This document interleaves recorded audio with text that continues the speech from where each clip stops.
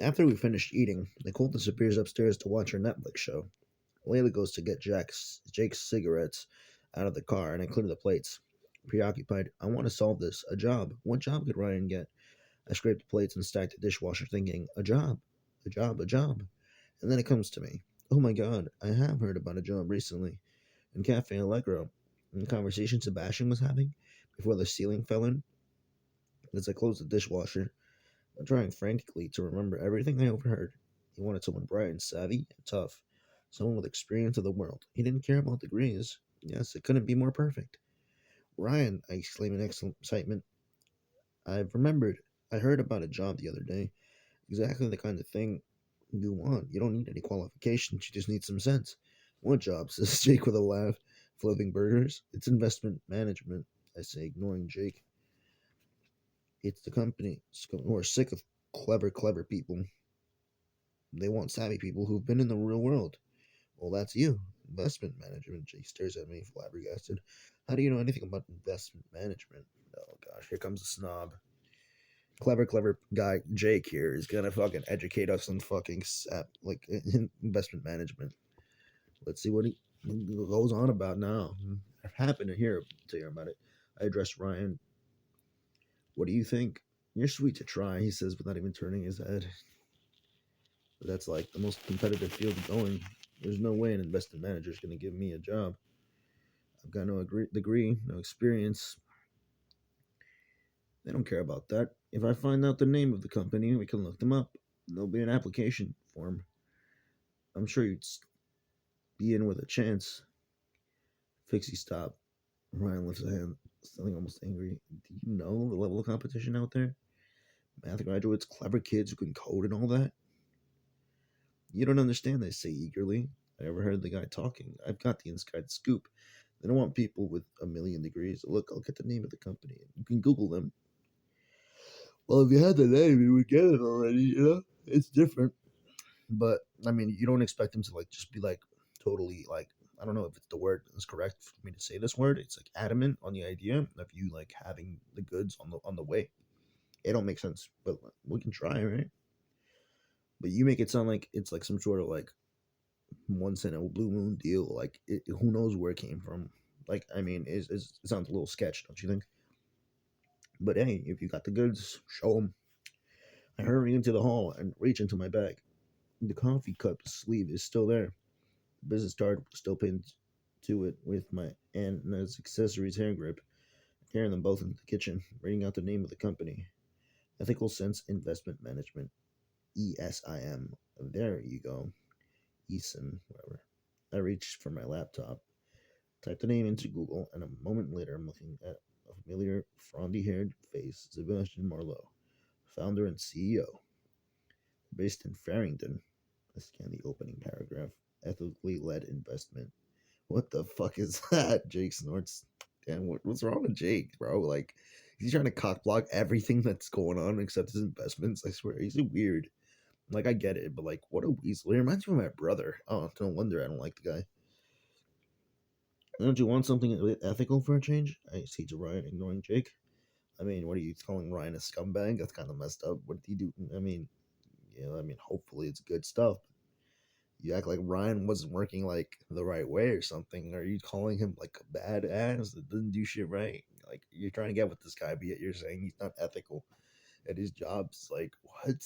Damn, bro. I mean, yeah, being a modeling prostitute isn't exactly a great ass job for ethics, but hey, I mean, I guess I don't know. What do you want him to do? I mean, it's hard cash. Although it's not the right path to take. So yeah, yeah, it's not ethical. So yeah, it's good that she said that. I guess. Here we go now. I sit around ignoring Jake. Anyway, look, here's the job. I've already clicked on vacancies and found it. Trainee researcher. Applicants are still being accepted for this post. I read out aloud. Trainee candidates are likely to have a business or finance degree. However, this is not necessary. An appropriate background in business will be taken into account. You see, trainee, Ryan wrinkles his nose like intern. You'll be fine, mate. Jake gives a short laugh. Mine's a flat white. And be quick about it. What? Huh? background in business, but are they gonna accept his Hollywood business credentials? Like, who the fuck? What's his resume? I was in Pirates of the Caribbean. That's fucking Captain Jack Sparrow. And I got sued by Amber Heard, and now I'm trying to get my way back because I lost my company. The only one who didn't fucking uh, unsponsor me was Dior. Whatever though, it's not an internship. I say hastily, but I mean you'll have to be trained, won't you? I mean, yeah, it's good. I mean, it's not an internship, but you know what I mean. It's like you got to learn the ropes. Yeah, it's not bad. Paying how much? Ryan frowns at the screen. Does that matter? I say. It's a foot in the door, isn't it? I think it sounds really exciting. See, this is the thing. Like, it's a book. You're making it sound like it's an acting job. It's like this is real life. You're gonna like come to Ryan and be like, "Oh, it's a start." What start? Why don't you consult with the pay and the hours and all this and all the fucking like? If you don't know anything, why do you invite people to ask questions? It makes me pissed. Like and that's like it's tense because you make it such. Like if someone were acting some way in real life, they're gonna ask you questions. If you don't like the person asking you, you should get a new fucking hire for asking those acting questions because this is cringe. Like if you want someone who's a dead brained mouth breather, then ask them to act in your book. But don't ask someone with a brain. It makes me feel weird. It's like it's exciting, but what kind of exciting? Maybe for you, he doesn't know you like that. He fucked you one time. Do you think he really knows you that well? He left for another place. He's not really invested in you. If he was, he would have stayed, or he would have brought you with him. So I don't know why you drag this on like it's some sort of like love scene. It's so weird to me. Don't know what you make of this thing. I mean, exciting. I don't know how you find it exciting that the guy is just talking to you like you're like weird out by him. And you think he's a creep, but yet you think he's hot, so that's why you stay near him. Like, oh, I don't know what to make of this. There's silence for a few moments. I was hoping Ryan's face would break into a joyful smile, or he might even hug me. But he's still reading the job script. His brow furrowed. Yeah, when you don't have emotions, that's how it is. You're not emotional. You just analyze it, and you're like, well, we'll see what we can do here. I guess. Don't know, he says at last. I don't know. I need a proper job, not some crummy internship. I mean, in LA, I employed interns. Yes, but I break off awkwardly. I don't want to rub salt in his wounds. He doesn't need reminding that he can't afford to employ anyone now. I know exactly what that feels like. For about a month after my catering company failed, I'd wake up and had forgotten. The truth came crashing in on me again, and every time it was horrible. What's this? Ryan reaches curiously for the coffee cup sleeve and reads the writing on it. I owe you one, redeemable in perpetuity. He looks up. What does that mean? Oh, for some weird reason, I find myself blushing. It doesn't mean anything. Whose signature is that? Ryan peers at the scribbly words. Yeah, what is this? Jake takes the coffee cup sleeve from Ryan and scans it, frowning. Who owes you one? He does, I admit, a bit reluctantly. The guy. Who asked the question, what guy? Like, this is the thing with this book. I don't know who's asking what guy. Is it Ryan or is it Jake? Might make a difference at the end of the day. The CEO guy. Him? Ryan jerks an incredulous thumb at Sebastian, still looking at us from the laptop screen. Okay, what happened? He saved his laptop. How? Both of them are agog by now. It was nothing, I say, trying to play it down. There was this gush of water, and I grabbed it. He said I'd saved his bacon. He tried to buy me a coffee, but I didn't want it. So he wrote me this IOU. But it's a joke, I add for emphasis. It's not serious or anything. Ryan doesn't seem to be listening. What do you mean by that? Why isn't he listening? Supposedly, you're assuming that he's not listening. He doesn't seem to be. Maybe he is. Maybe you don't think he is, but he might be. Why do you assume this? Like, what did he give you to sign that he's not listening? What went wrong in mind that you thought he wasn't listening? Was he any gestures of body language or some shit? Like, did he just look away from you and like walk away and close his ears? 'Cause that's what you're insinuating. You see this bacon, he's saying slowly. So now he owes you a favor, like maybe giving a job to someone, a proper job with proper money. Yeah, I mean, it's not that he seems to be listening. It's just maybe you could help out a brother. You know, I mean, if you like him that much, I mean, if you're trying to help the guy and not just keep him as an intern, do you want Ryan to succeed, or do you not want him to, like, or at least get the job as an intern, like, assuredly, right? So that he might have more leverage to stay at the company and make his way up the ranks somehow or something like that. Wouldn't you want your favor to be used on Ryan? Is what he's asking, you know? I stare at Ryan, and it gradually dawns on me that what he's suggesting, he couldn't mean. Yes, shakes Jones in, his face animated. Do it. Do what? Claim your IOU. Go and see the guy, get Ryan a job, and make sure the salary's decent. This guy, Jake. Jake, you just have to rub the salt in the wounds for fucking Fixie, don't you? And then Ryan as well, like, he puts her in a tight spot. She can get a favor for anything. She get a foot rub, sure all she wants. But yeah, she has to save Ryan, even though, they're just like casually dating or whatever the fuck. I don't know what they're doing. Or something like that. Like, it's just some random guy who didn't commit his future to her. She might be at a crossroads here. I get what she means. Like, it's awkward, no? I can't do that. And I say shocked. I don't even know him exactly. It's like, why is this pressure on her all of a sudden like that? It's kind of weird, though. He's a stranger. I mean, I did bump into him tonight, actually, I am, for the sake of accuracy. But I don't know him. It's not about knowing him, it's about your rights. He owes you one. Jake jabs at the coffee cup sleeve. Say it here, says it here. He doesn't owe me that. All I did was save his laptop from getting wet. It was a tiny favor, but he wrote it. It's a right. It constitutes your right to have this owed to you, something like a favor, a possible favor. So ask him for that favor. If it doesn't work, just rip up the paper because it didn't mean anything. But if he's a man of his word to owe you something, then sure, let it fly. Here we go. You don't know that, counters Jake at once. You don't know what was on that laptop. You could have saved them thousands of pounds. Hundreds of thousands, puts in Ryan. You might have saved this whole company for all you know. You probably did, Jake nods firmly. You probably saved them millions. And he tries to palm you off with a cappuccino. Cheapskate. Look, I exhale, trying to stay calm. It wasn't like that. I can't go waltzing into some guy's office and say, you owe me one, so give Ryan a job. I turn to Ryan. Well, hey, who do you care more about? Some random guy or Ryan? Or just like, do you not care about Ryan enough to go up to some random guy and just ask him? Or just ask the guy because you don't owe him shit, but he owes you. And if not, what the fuck? I mean, Ryan is like your friend, right? So just do the thing, get it on with. You don't want to owe him anything. What better way? I mean, for the most part, except for yourself, than to help a friend that you don't need this favor for, to just help him go into an office. Why not? I mean, what's the bad thing about it? It's trying to help with what you can in a situation. Why not? It's not been negative to the other guy. Yeah. So yeah, turn to Ryan.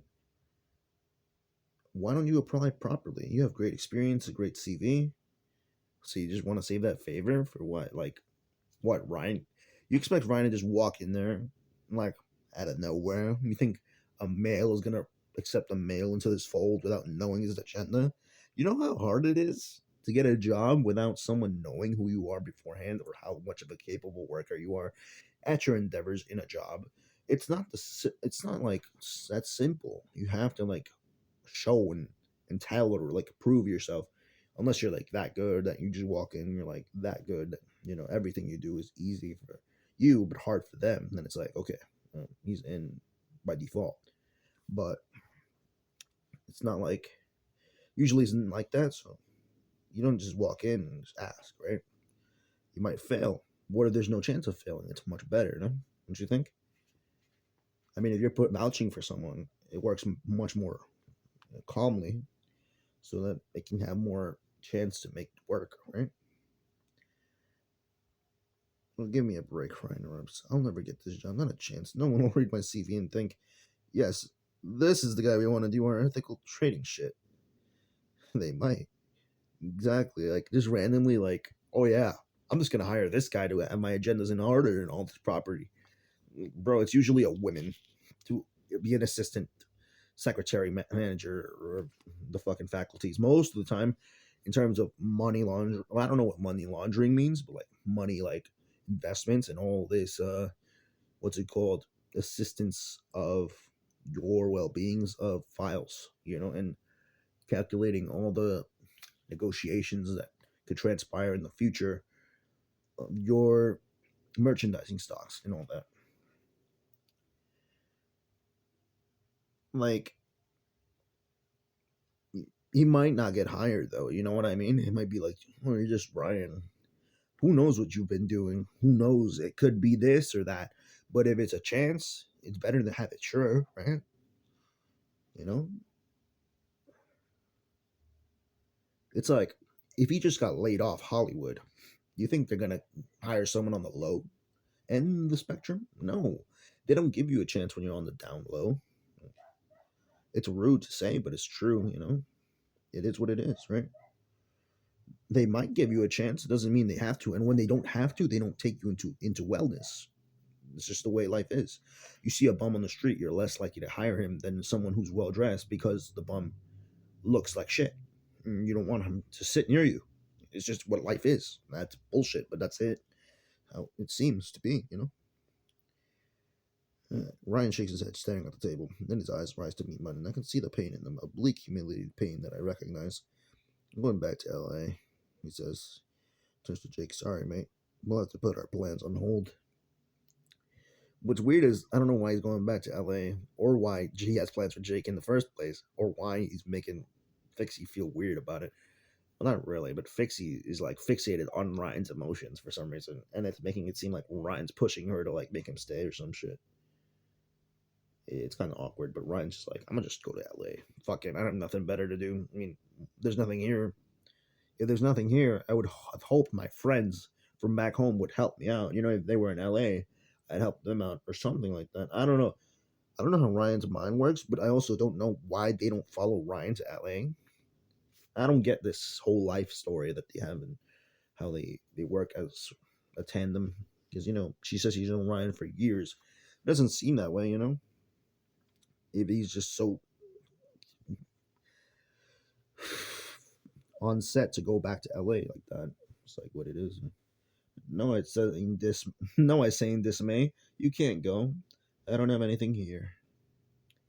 Francis speaks evenly, but there's a bubbling, self-hating anger in his voice. Well, yeah, if you're not giving him like a chance to go in the company, you have a favor. You can give it to Ryan, or you can go to LA. I mean, it's not like uncommon sense here. I mean, if you, a girl who he hooked up with, won't even give him a chance to make his life, even if he doesn't like love you, like you either choose your dignity or his dignity at that end, or his love or some shit. And so, or his lack of love and your dignity. You can either tell him to fuck off because he left you on red, or you can give him the job and he'll stick around. But who knows for how long? That's your lack of dignity there. But I mean, if you're that, desperate or something like weird, like thought of creepy and hook up with him, like stalker like that, then you would help him. I mean, if you think about him that way, like I want to fuck his brains out all day, like then you have to like, you know, push him in your way. I would say like, but of course, if he does not think of you that way, but he did screw you, so who knows what the fuck is going on in this fucking book, dude? I have no clue. Huh? I don't know. Yeah, you might look. Maybe I check myself. You what? Ryan tilts his head, suddenly alert. I mean, why wouldn't he be alert when you're talking about? See, this is what Fixie doesn't get. She thinks very like literally, like Nicole does not tell me what she. Sometimes you can't like she doesn't help you, but it's because you don't make it clear. Ryan's not clear, so he's going to listen when you're speaking about something that makes things clear. It's like he's not alert; he's just more thought into it because he's hearing something that could change the placement of things. Oh god, I take a swig of wine, playing for time, trying to understand my own contradictory brain process. A moment ago, it seemed unthinkable the idea of claiming that I owe you, actually going and claiming it. The very thought made me shudder. It was unpalatable, grasping, just no way, never. Why did it make you shudder? What is so creepy about a favor that you asked for? Someone, it's not like you did it and you didn't take the IOU. You took it, so now claim it. It's just it's like buying a lottery ticket. You won, claim what you won. It happened by chance, just like the IOU. You took it though, paid for it or something, I guess. And now you can claim it if you won. And if you lose, you lose. But you stretch it, you won something. You have a chance to win something. I don't know, something like that.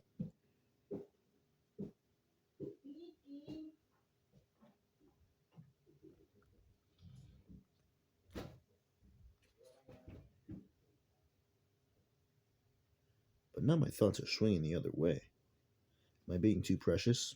Yes. Yes. Yes. I'm sorry. That's what I should have said in the beginning. Of course she is. More time for the back people in the back. Yes.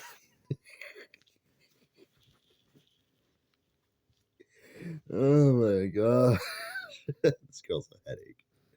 And an eyesore probably. The way she thinks so much. It's like imagine her fucking face is just contorted from all this fucking analyzing of the random situations that she makes up in her head.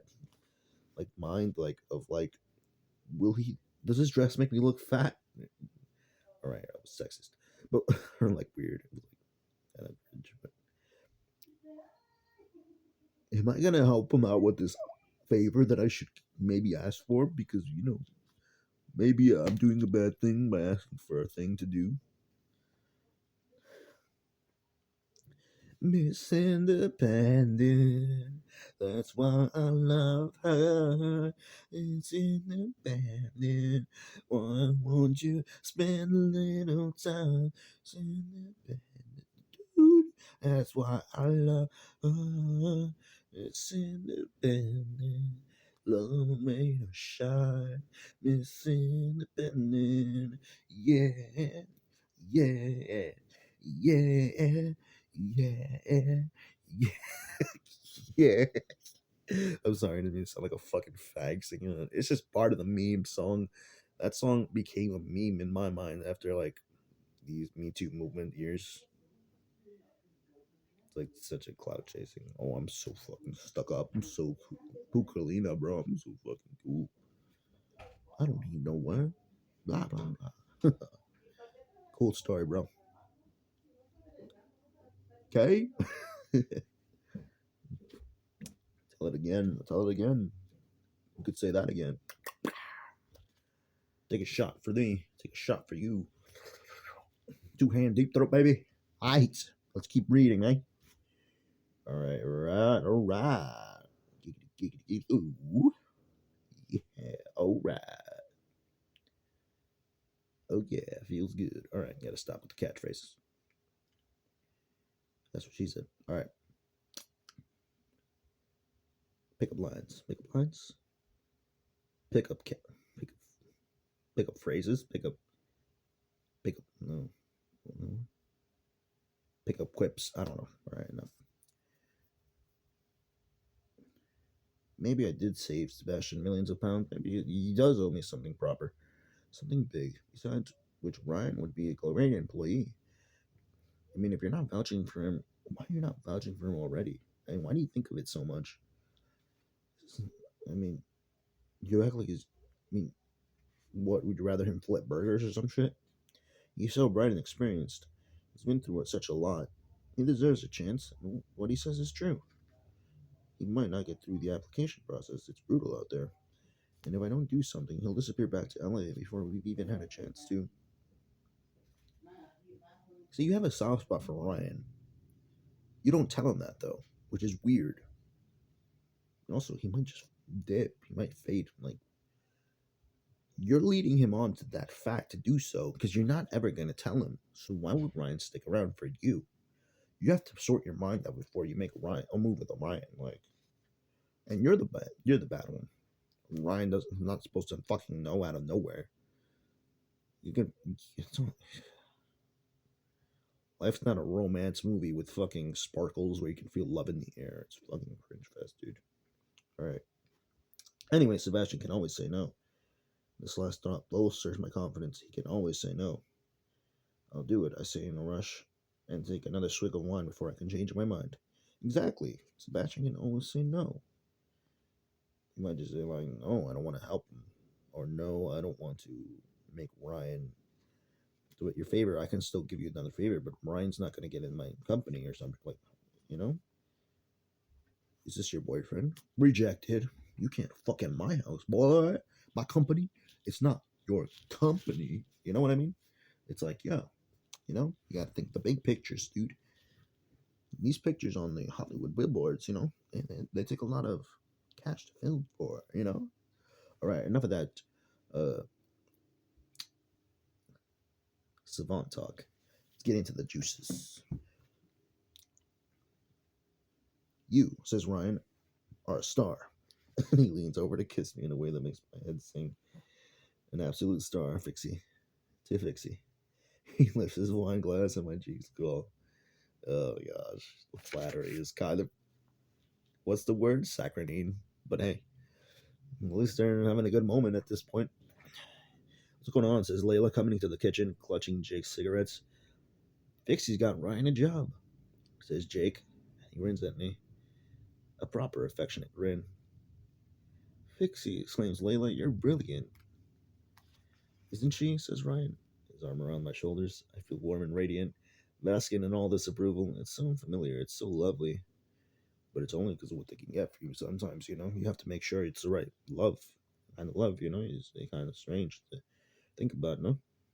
Ryan leans over to kiss me again, and this time his hand creeps up my thigh, and any remaining doubts I had are swept away. I'll get Ryan a job. He'll love me for it. Jake will be impressed. Everyone will be happy. Mm, yeah. I mean, he might not love you. He might be using you. You don't know that. You have to think outside the box. Just because Ryan seems like a good guy doesn't mean he always is. Like, he might just use you for the sex, get a job, dip. You don't know his life. You don't know. Because does he help you in the store? Does he help your mom? Does he help what you do in your life? You have to make sure he does. Take care of your own self as well. After I finish clearing up the kitchen, we watch TV for a while, but I can't concentrate. I'm too aware of Ryan sitting next to me on the sofa, his thigh brushing against mine, his arm draped around my shoulders. Are we really back on properly? We'll ask him. Okay, we're off, says Jake as the show ends, and Layla immediately gets to her feet. Coming, Ryan. Not yet, Ryan gives my arm an invisible squeeze. I'll hang here a bit longer. That's okay, isn't it, Fixie? Jake doesn't say anything about Ryan making moves on his sister. You must like him that much, huh? And again, I guess he knows they're going, like, somehow in some way. Still, though, it's a little weird. No, aren't they friends? And then it's like, oh, he's with Fixie now. Weird champ. I say weird champ because I've heard of the word. Like, it adds more than just weird. I don't know. Like weird. Weird sounds like it's like strange, but weird champ sounds like in my head it makes the definition of weirdness, like weird strangeness. Like yeah, like, yeah, whatever. Fine, I say, my voice a little thick. Yeah, why not? See, you don't respond to someone you like with "yeah, why not." It makes it seem like you don't think of them highly like that. If I ever said to a girl I like it makes me sound more desperate. That's a bad thing. Yes, it makes you sound like a simp, emotional simp. But yeah, why not? I sound like I'm like acting like, are you like trying to get close, or are you just like playing a game here? And I would just not think about that way. And I'd be like, yeah, that's for sure fine by me. Something like that. It's not like, yeah, sure, why not? It's like, nope, yeah, you don't do that. You're gonna break your own heart by saying dumbass shit like that. You never set yourself up for that fail over giving yourself not even a chance. Like, imagine making barbecue smoke and there's donut smoke across the street, and you're trying to like make the best smelling smoke because you make the wrong kind of smoke smell, she's gonna go to another restaurant with the better smell. It's just what life is. But yeah, okay, here we go. I don't know how I'm managing to sound so calm when my brain is shrieking. He's saying it's happening. Well, yeah. Why do you think he'd rather go with a guy and a girl he's not interested in somehow? Of course he's gonna say you kissed him in the fucking beginning of the when he first got in the house. I mean, building or store. I don't know where they are. Should I quickly take a shower? No, do not leave his side. Well, why are you gonna take a shower for? You been dirty, huh? You naughty daughter. Go lapa lapa. Yeah, he'd like to see you out in the shower. Who knows how you'll come out of the shower, though, huh? Come out of the shower. I'm sorry. I do that every time I hear weird words. You know which kind of words that are weird. All right. But yeah, why would you take a shower? You feel dirty all of a sudden being with Ryan? It kind of makes me wonder and think about what her psychology could be. Take a shower. What for? Are you like trying to talk to him? Or are you trying to like not be near him because you gotta like make sure you're clean or something? It's weird, you know? Or he's like, it's like hygiene. What the fuck? You're trying to show him how to take care of his own stuff, like wash. It's weird. You're there. You might as well take it as it is, right? You can't go more in depth than what you have at that point. It would be strange, right? Hmm. Or weird champ, whatever you want to call it. Okay. Oh God, it's been over a year. Do I ever remember what I'm doing? Oh, you better practice while you can. While he gives you an invisible shoulder squeeze, an arm, invisible arm squeeze. Squeeze. Fair enough. Jake raises his eyebrows at the pair of us. Fair enough. He knows what's going on. Jake ain't no dumbass. At least I can tell that. And Layla comes over to kiss me goodbye. Ryan's dancing with excitement as she glances at Ryan and back at me. Pixie, you look lovely, she murmurs in my ear, but let me quickly. You're parting. I feel her tugging at my hair. The next moment, she's got the lip gloss out again and she's smearing it on my lips. She's giving me a touch up. See, that's the weird thing about people. They're not subtle at all. Like, it's like, what the fuck? Imagine someone like making you feel like you're under pressure in front of a person you like. It'd be weird. Like, stay out of my relationship. Like, even my friend, I'd be like, don't groom me, man. I can do it my own self. Because it seems like to show that they want to get involved too in depth or out of their depth, like their league. Like, what are you implying here? Like, get the fuck away. Like, I don't need you to fix my tie, boy. You know what I mean? Like, they say people from the hood take everything as offense. No, it's just subliminally condescending actions. It's like that's why I can't be with someone who ridicules me or disrespects me in many like little ways, but especially blatant. Like just like there's microaggressions in life, and for someone to like get in, like because if they're giving you makeup, it's because they want to be the one giving you the makeup or something about your relationship with the guy where they're showing some sort of sense of weirdness, you know what I mean? Or that you can't like, work it out, something like that. It's weird. Like don't do that to others. Like get off your high horse and pop off somewhere else. Friends are friends, but we don't need your help to fix our love life. It's weird. That's why my friend tried to set me up with this girl one time, and I'm like, bro, this was so weird. I'm like, sure, she was nice and cute. Somehow, not cute though. She was, she was nice, I guess. Like, I wasn't gonna go out of my way to ask her out or something like that. She was just a cool gal. She had a cat or a dog. I don't remember. This was like 10 years ago. I think. So yeah, I'm like, what the fuck? You know, like, there's not a chance in hell that what's going in my mind. Like, and even if you did, like, I thank you, but it's kind of weird because that's my life. I don't go to your girl or you and tell you, yo, you should fix your cat, put on cologne, do some shit, brush your teeth. If you don't brush your teeth, that's up to you. You know what I mean? If you don't put on deodorant, or if you don't shower, or if you don't gel your hair, that's a decision you take. Gelling hair is optional, but I'm just using that as a reference example. Gelling, it can either go up or down. If your dick's up or down, I don't know. If you take Viagra, it's up to you. You know what I mean?